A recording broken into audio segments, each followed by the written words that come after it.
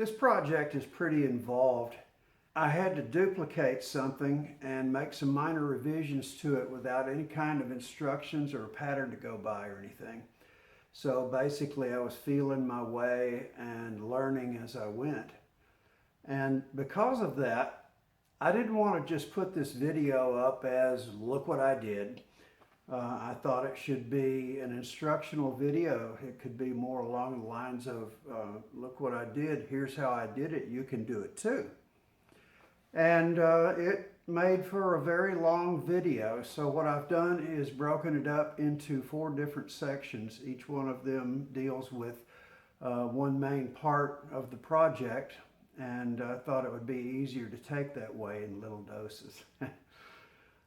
So at the end of each video, if the other one is uploaded or when it gets uploaded, we'll put a link to go on to the next one, and we'll have links back to the ones before.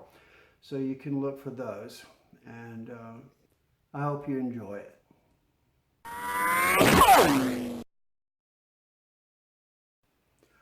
My friend Carl has this Crock Stick.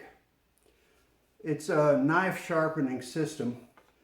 Has ceramic rods that are stored in holes in the block, and they fit into holes that are drilled at a 25-degree angle on top of the block. And so when you set it up, you stroke your knife blade down each of these ceramic rods in turn to sharpen the knife blade. One of these ceramic rods was dropped and has a big crack in the middle, and although Carl glued it back together, he actually wanted to replace it. So he went out and bought some more rods.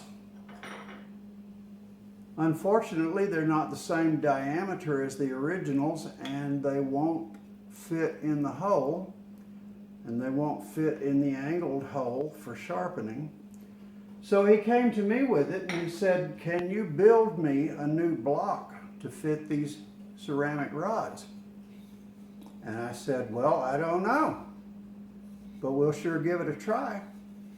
And that's what this video will be, building Carl a new crock stick. Duplicating the shape isn't going to be an issue. It'll be easy enough to set it up against the block that I cut the new one from and trace the shape. What is going to be an issue is drilling holes that go from one end all the way through almost to the other end, and then routing grooves that reach to those holes. So first, we need to cut the stock that we're going to work with. And I wanted to be sure that it didn't have any knot holes in it anywhere, so I chose this pristine piece of former pallet wood. When the ceramic rod is in its hole, its storage hole, it sticks out about 3/16 of an inch. These rods are 8.5. If we left them sticking out 1/4 of an inch, that'd be an 8 1/4 hole.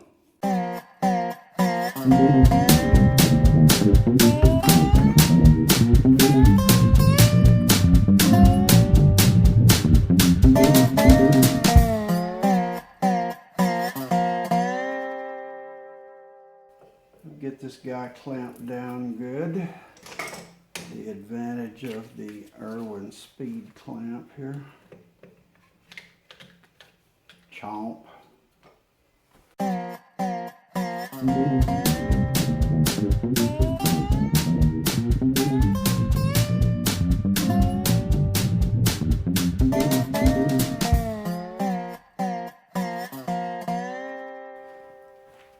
We need to be sure we don't go over 8 1/4 inches deep.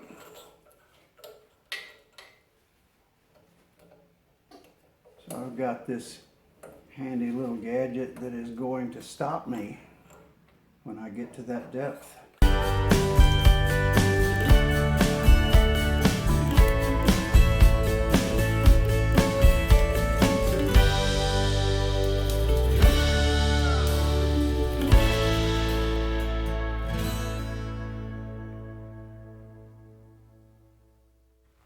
Getting the location of the second hole is proving to be pretty difficult. We're at 5/32 there.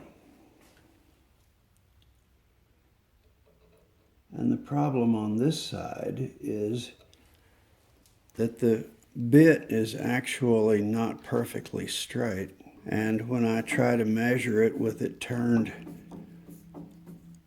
partly one direction, it's closer than when it's the other.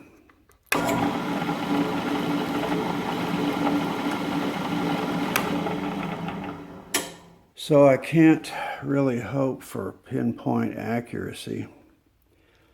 I'm just going to have to go with it and hope that it looks okay.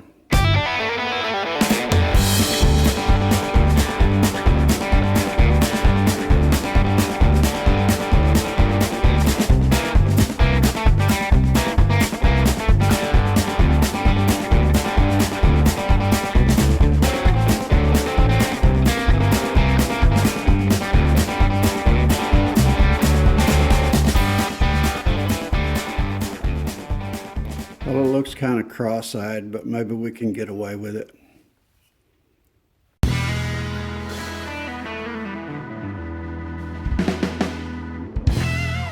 Now that looks good.